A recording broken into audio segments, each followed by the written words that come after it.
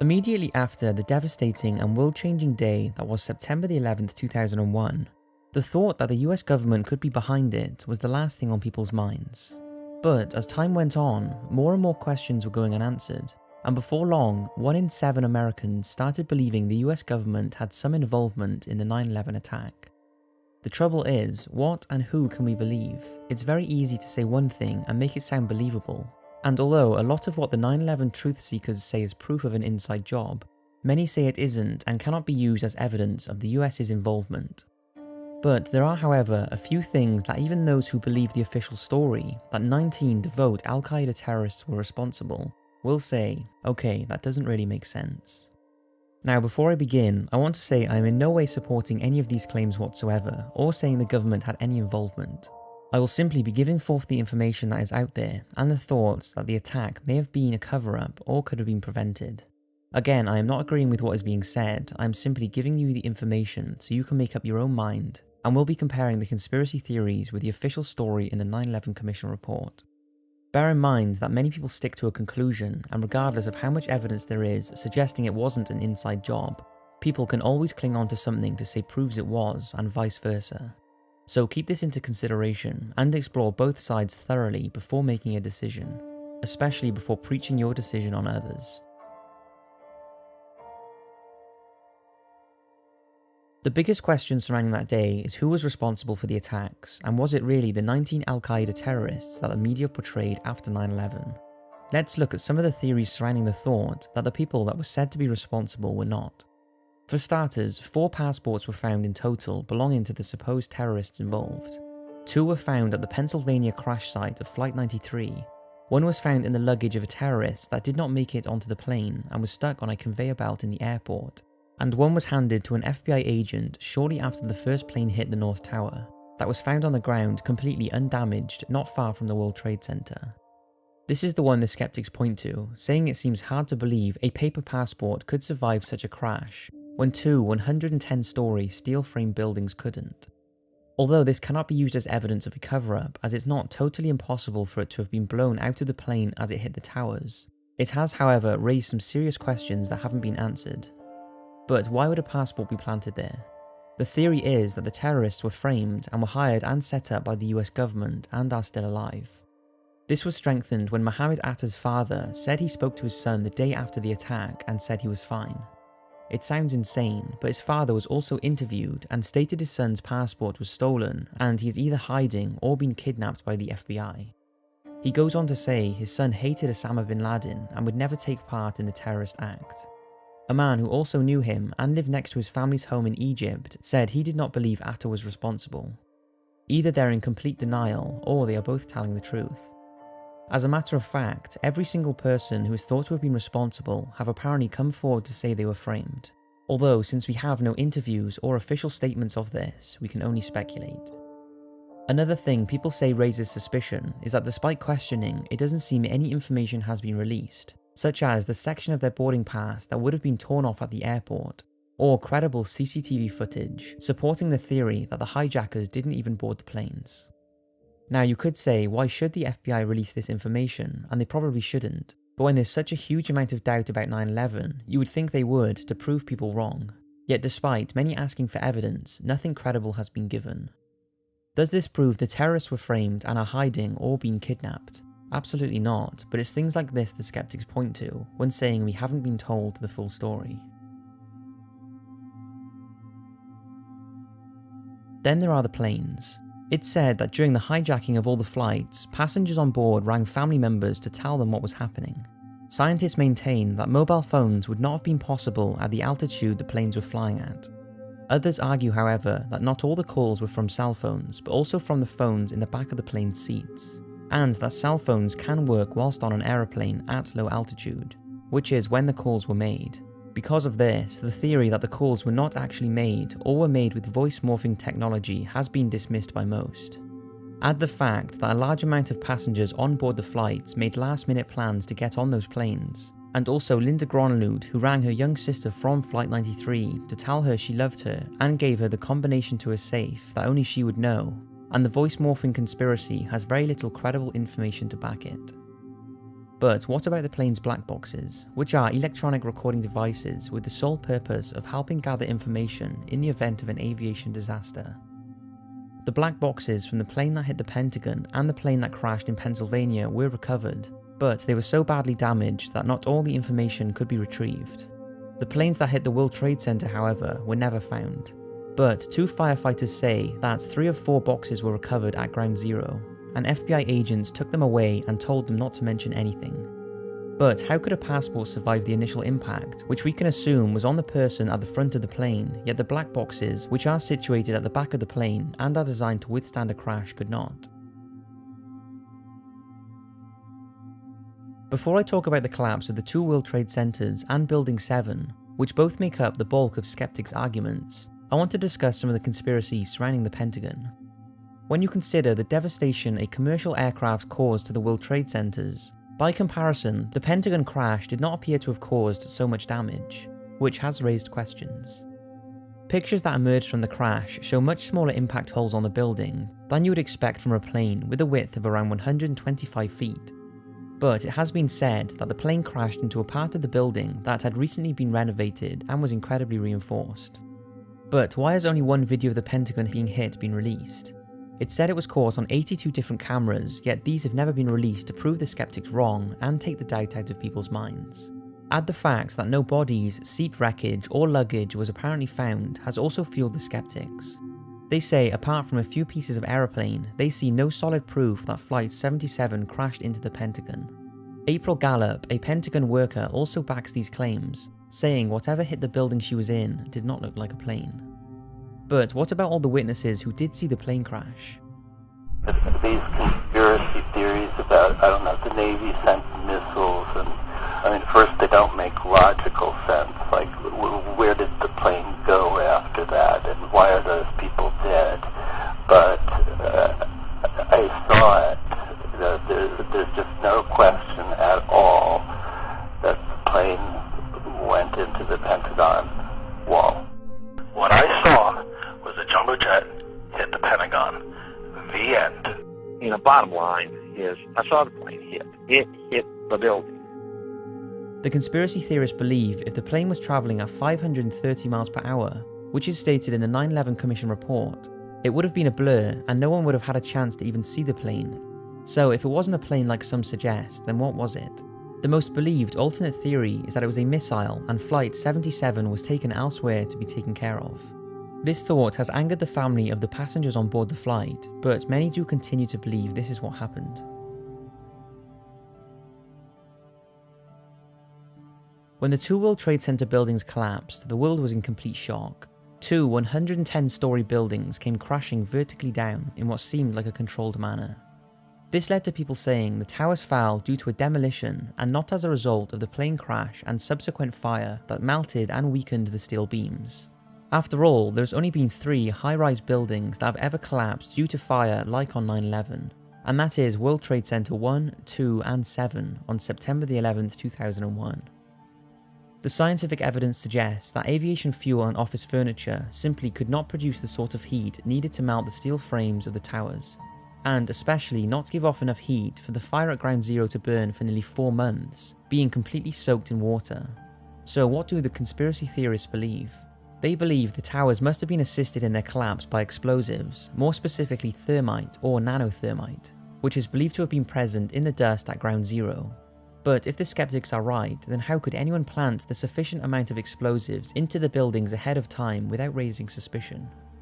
Ben Fountain, who worked on the 47th floor of the South Tower, said the government knew the buildings were a target, and over the past few weeks, people had been evacuated a number of times, which was unusual. Although he believes this was simply a safety protocol, as they had an inkling that something was going to happen, people say the evacuation would have given enough time to plant explosives in areas where workers may spot them if they had not been evacuated. But what is the official story? The official story is that the fires at both World Trade Centers 1 and 2 caused support trusses of the buildings to weaken and the weight of the top floors pile drive down, causing the tower's collapse. However, each tower is designed to survive the impact and fire from a collision by an airliner carrying 23,000 gallons of fuel. The planes that hit the towers were each carrying just 10,000 gallons of fuel. So if, like the official story states, the buildings came down by the plane's impact and following fires, how does this explain both towers falling in under 10 seconds? This is the same amount of time an object would have taken to hit the ground at the height of the World Trade Centers, meaning both towers fell with virtually no resistance from the perfectly undamaged metal and concrete below the plane's impact points. There doesn't seem to be any answers to that question, apart from the official pile drive theory or the use of explosives. But surely if there were explosives inside the buildings, this would have been seen and heard by many. While there are quite a few people on camera saying they heard loud explosions shortly before the towers fell, and thousands of engineers, scientists and demolition experts have exerted their belief that the towers may have been assisted in their collapse, as they could not have fallen with as much precision as they did from fires. So the question still remains, were the towers assisted in their collapse by planned explosives? And if so, could the demolition team responsible live with themselves, knowing they killed thousands of innocent people?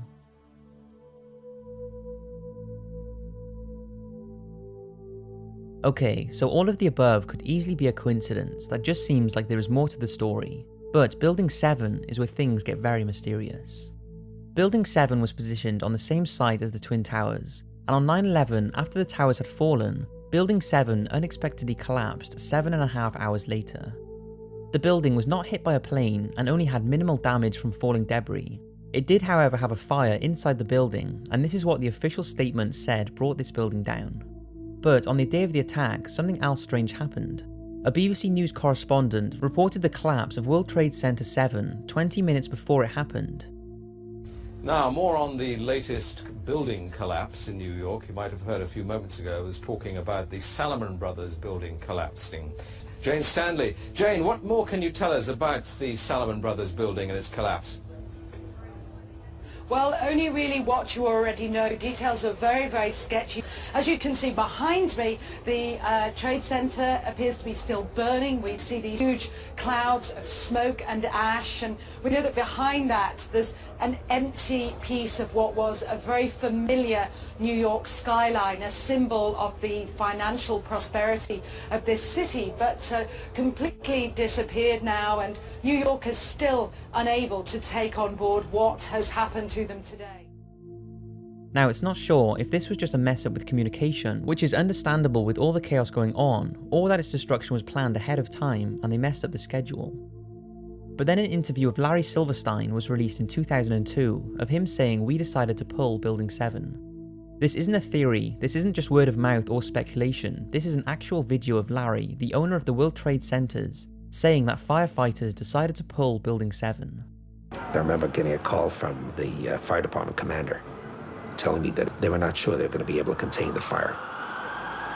And I said, you know, we've had such terrible loss of life. Maybe the smartest thing to do is pull it. And they made that decision to pull, and then we watched the building collapse.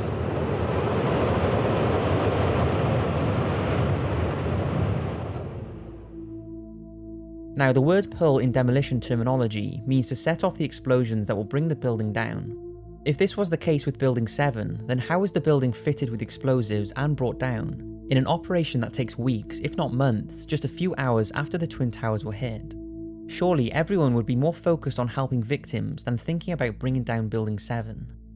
Now, the official 9/11 Commission states that Building 7 was damaged from falling debris and came down due to fire weakening just one column. If this is true, then what is Larry talking about? I said, you know, we've had such terrible loss of life. Maybe the smartest thing to do is pull it. And they made that decision to pull, and then we watched the building collapse. But this isn't the only conspiracy surrounding Larry Silverstein. On July 24th, just 2 months before the attack, he purchased a $3.2 billion 100-year lease on World Trade Center 1 and 2, and took out insurance policies that covered from terrorism, which paid him around $5 billion after the September attack. Naturally, he has been blamed as having insider information, and that is his reasoning to buy the buildings.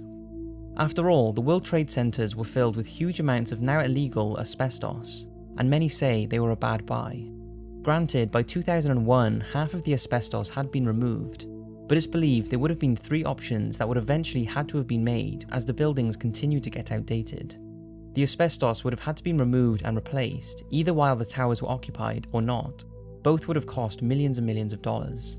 Or the towers could slowly be dismantled and new towers could be built. This is estimated to have cost an unknown amount, far more than the towers were worth. However, if they were destroyed by an act of terror, then the asbestos would be taken care of and a huge insurance claim could be paid, and a plot would be left for new buildings.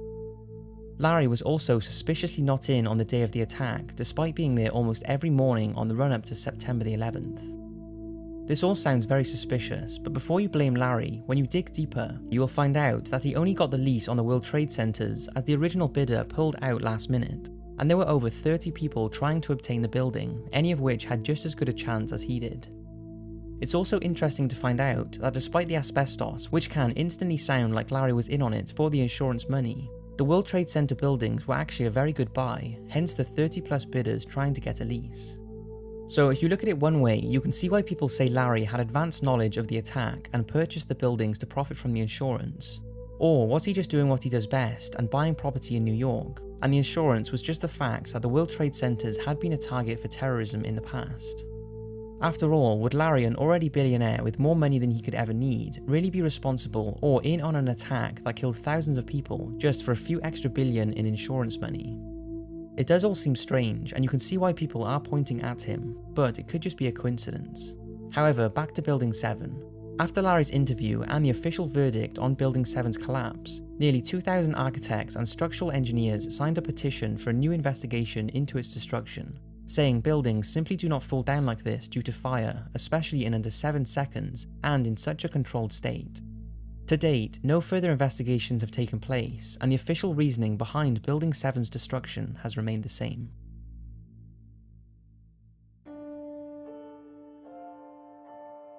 Once all is said and done, why on earth would the government have any involvement in the mass killing and destruction that took place on that day? If, like the skeptics believe, it was an inside job, then why? Why would they do this? It's thought Osama bin Laden, who apparently denied any involvement in the attacks but then appears to have changed his mind in a video that many believe is fake, was set up and was used as a patsy for America to invade Iraq for various reasons, mainly oil. But would they kill innocent people simply to go to war with another country? It sounds obscene, but then people bring up Operation Northwoods. Operation Northwoods was a 1962 false flag operation to fake a terrorist attack on American civilians and blame it on the Cuban government in order to invade their country. Thankfully, the operation was rejected by the Kennedy administration, but still, the thought that something like this was even contemplated certainly doesn't reassure the 9/11 skeptics. It seems with the information we have, there are a handful of believed scenarios for 9/11. 1. It was an entire government cover-up and the terrorists were framed. 2. It was a terrorist attack by Al-Qaeda. However, the government could have tightened up their security and possibly prevented the attack. And perhaps there were explosives in the building, but the government simply could not admit they slipped up so badly by allowing the terrorists to get into the buildings and plant explosives. Or thirdly, the government or other insiders knew it was coming and exaggerated the impact by planting explosives in buildings 1, 2, and 7. Unfortunately, we may never know the full story about what happened, but should never forget the victims and the heartbreak their family and friends have endured since. Although I would love to hear all of your theories in the comments, please be considerate. Thousands of people died, and if you have nothing better to say than just blame people without giving adequate information to back your claims, then simply pay your respect to those involved instead of fueling an argument. Thank you for watching, and once again, my heart goes out to all of those whose lives were affected by this tragic event.